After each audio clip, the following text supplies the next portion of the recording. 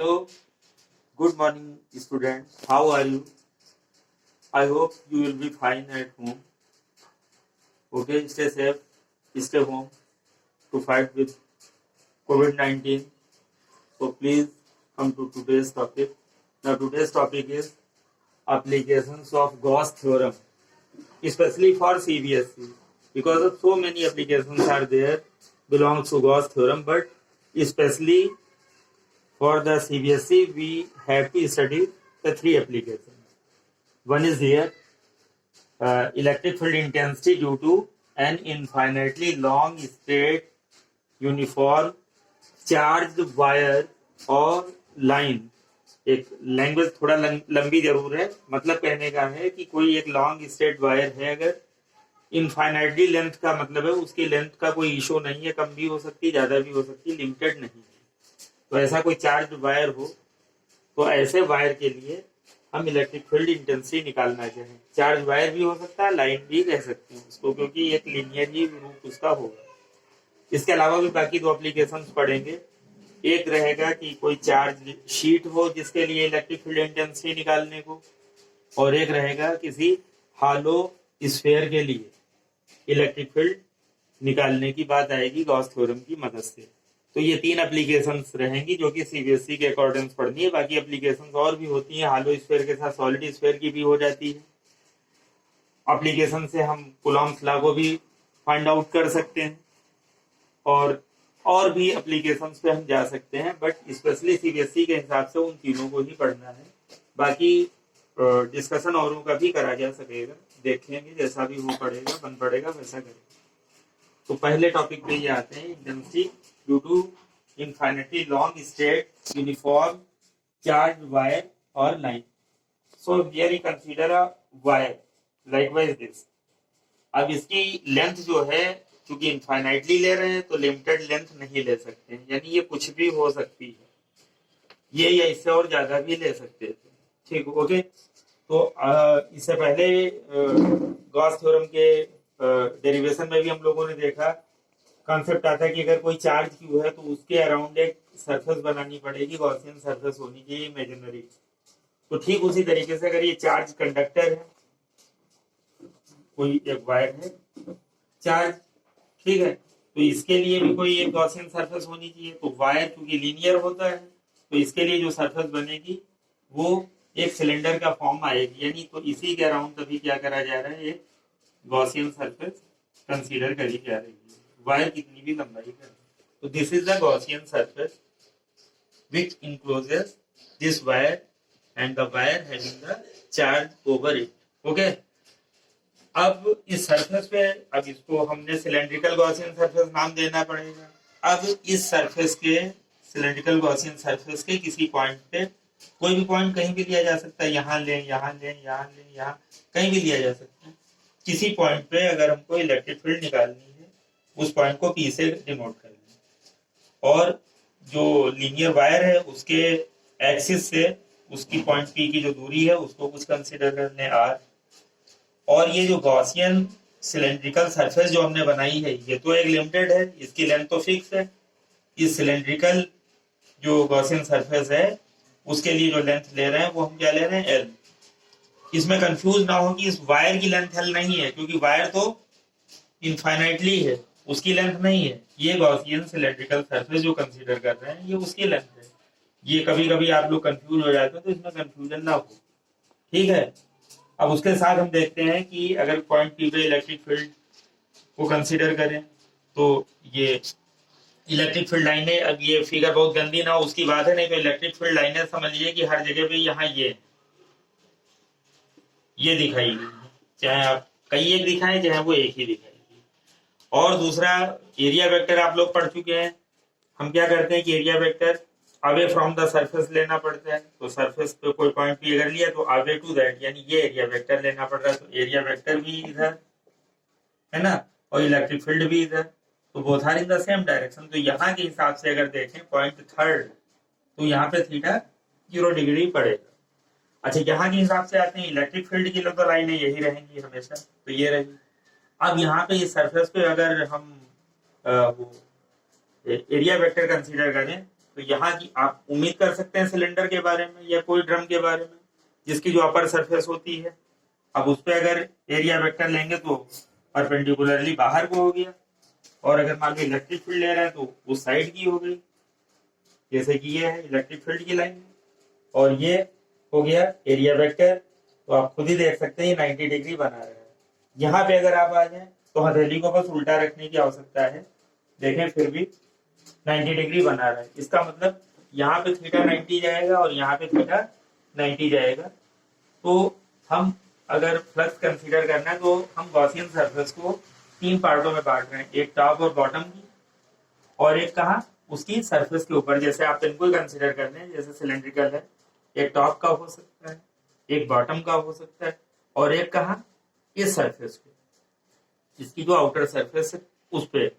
तो हम जान लें कि कंप्लीटली इसके बारे में हम फ्लक्स को डिनोट कर सकते हैं कि भाई कहाँ कहाँ से गुजर सकता है। तो आप कहोगे कि ऊपर या नीचे वाले हिस्सों से हो सकता था, अगर इस पे पूरी तरीके से गुजरा है तो ऊपर और नीचे के हिस्से का हो सकता है, और बाकी इसकी जो आउटर लेयर है उससे कहीं से भी गुजर सकता है। तो हम तभी इस सरफेस को 3 पार्टों में बांट रहे हैं। फर्स्ट टॉप को कह रहे हैं, सेकेंड हम बॉटम को कह रहे हैं, और थर्ड वन इज द इसके कर्ड हिस्से पे, यानी जो इसका जो घुमाव वाला जो हिस्सा है उस पे कहीं भी आप कोई पॉइंट कंसीडर कर लो, कहीं भी कंसीडर कर सकते। तो यहाँ कुछ स्टेटमेंट चलेगा। अब बोर्ड्स में मार्क्स अगर पाने हैं तो बगैर इस स्टेटमेंट के बात पूरी नहीं होती है, क्योंकि स्टेप मार्किंग में हर पार्ट का अपना एक रोल होता है, इसलिए उसको भी हम कुछ नहीं कर सकते हैं कि वो सब ना लिखें और सिर्फ हम प्रूफ पे आ जाएं। तो कुछ ना कुछ आपको स्टेटमेंट भी देने की जरूरत है, कुछ ना कुछ फिगर को भी जरूरत है देने की। सपोज करें 3 मार्क्स का क्वेश्चन जाता है, तो हाफ मार्क अगर कहीं फिगर का हो रहा है, 1 मार्क कहीं ना कहीं स्टेटमेंट का हुआ जा रहा है, और बाकी फिर डिले जो प्रूफ के स्टेप की रहेगी वो जाएगी। इसका मतलब हम इग्नोर नहीं कर सकते हैं कि स्टेटमेंट और लैंग्वेज को हम ना लिखें। तो let there is an infinitely long straight wire of linear charge density lambda, यानी एक इनफाइनेटली लॉन्ग ये वायर जो लिया गया है, इसकी लीनियर चार्ज डेंसिटी मान ली लैम्डा है। लीनियर चार्ज डेंसिटी क्यों? क्योंकि 3 तरीके की चार्ज डेंसिटी आप लोग पढ़ चुके हो कि किसी लाइन या वायर की वजह से होती है, वो लीनियर चार्ज डेंसिटी लैम्डा कहलाती है। Lambda is equal to Q by L. अगर किसी सरफेस की वजह से हो तो सरफेस चार्ज डेंसिटी को हम लोग सिग्मा से कहते थे, वो क्यू बाई एरिया ए हो जाता था।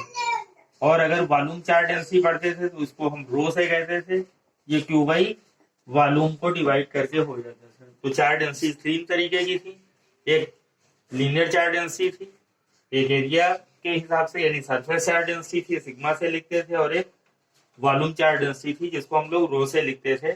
और वो होती क्या? Charge per unit length linear charge density, area पर चार्ज पर यूनिट एरिया तो surface charge density, and charge per unit volume ये जो है ये वॉल्यूम चार्ज डेंसिटी कहलाती है। तो वायर एक समझ लें कि एक ही उसमें कोऑर्डिनेट है, यानी सिंगल डायमेंशन का है, तो इसलिए उसकी लीनियर चार्ज डेंसिटी कहलाएगी। We have to calculate electric field intensity at P. अब किसी पॉइंट पी पे इलेक्ट्रिक फील्ड इंटेंसिटी अगर निकालनी है तो फिर वही हम जैसा कि समझा चुके हैं आपको, so we draw an imaginary cylindrical Gaussian surface around it. तो इस पी के अराउंड हमको एक imaginary Gaussian cylindrical surface consider करनी पड़ेगी। इट ठीक है, okay. Whose radius is R and length is L, जिसकी रेडियस आर है और लेंथ एल है। तो the charge enclose by the Gaussian surface is, यानी ये गॉसियन सरफेस कितना चार्ज इनक्लोज करती है? तो आप कहोगे कि भाई लीनियर चार्ज डेंसिटी यानी चार्ज पर यूनिट लेंथ होना चाहिए और सारी लेंथ होनी चाहिए। तो lambda charge per unit length, यानी एक यूनिट लेंथ पे कितना चार्ज है वो बता रहा है। तो भाई सारे लेंथ पे कितना चार्ज होगा? तो सारी लेंथ से मल्टीप्लाई, यानी Q is equal to lambda L बोल सकते हैं। So this Gaussian surface is divided into 3 parts, first, second and third, as I have stated you before, first, second and third. So the net flux, total flux phi is equal to E dot ds होता ही है। तो E dot ds यानी first surface का, ये second surface का, ये third surface का। चूंकि क्लोज सरफेस है इसलिए आप सर्कल दे देंगे। अब फाई की जगह क्या लिखते हैं? वो गॉस थ्योरम के स्टेटमेंट से ये Q अपॉन एप्सिलॉन नॉट, ये तो इसकी जगह आ गया। यहाँ ए डॉट बी जैसा ओपन कर दें ए डॉट बी क्या होता है, ए बी कॉस थीटा। तो ए बी और कॉस थीटा, थीटा कितना अभी हम आपको बता चुके थे, ये 90 डिग्री पड़ रहा है, ये सेकंड वाले में भी 90 पड़ेगा, यहाँ पे 0 पड़ेगा थर्ड वाले में। तो cos 90 सेकंड वाले में भी cos 90, थर्ड वाले में cos 0। As you know that cos 90 पे 0 होता है, तो ये सारी वैल्यू 0 हो गई, ये सारी वैल्यू 0 हो गई, और cos 0 पे चूंकि 1 होता है तो ये EDS रहेगा। तो क्यों की जगह लैम्डा एल कर लिया, अपॉन एप्सिलॉन नॉट क्यों कर लिया, क्योंकि आप जान रहे हैं क्योंकि जगह क्या लिख सकते हैं, लैम्डा। तो इधर क्या रहेंगे, यही ई और इंटीग्रल ds। तो ई इंटू, और इंटीग्रल का मीनिंग क्या मैंने बता रखा है आपको कि समिंग करनी है, यानी जो अगर सरफेस देखनी है तो सरफेस को छोटे छोटे हिस्से सब मिला के पूरी सरफेस चाहिए, ये और कुछ नहीं। ये साइन कहीं ना कहीं इंटीग्रल का साइन है जो कि कहता है समिंग। लाइकवाइज जैसे सिग्मा की बात करते थे कि कुछ टोटलिंग करनी है, छोटे छोटे हिस्सों को मिला के पूरा हिस्सा प्राप्त करना है, ठीक वैसे ये छोटे छोटे हिस्से को अगर हम मिलाते चले जाएं हर जगह के, तो क्या कहेंगे, हमारे सामने ये सिलेंडर ही आ जाएगा। तो सिलेंडर की कौन सी लेयर, तो ये लेयर जो कर्व्ड है उसकी बात हमको करनी है। तो कैसे आएगी, 2 पाई आर एल, यानी ds की जगह 2 पाई आर एल आ गया। अभी की वैल्यू पे चले जाए, एल कैंसिल हो जाएगा, तो ये इसका स्केलर फॉर्म है। और यहाँ ये भी है कि ई और आर इनवर्सली है, यानी दूरी बढ़ने के साथ साथ अगर वो पॉइंट दूरी पे लेंगे तो इलेक्ट्रिक फील्ड लो होती चली जाएगी।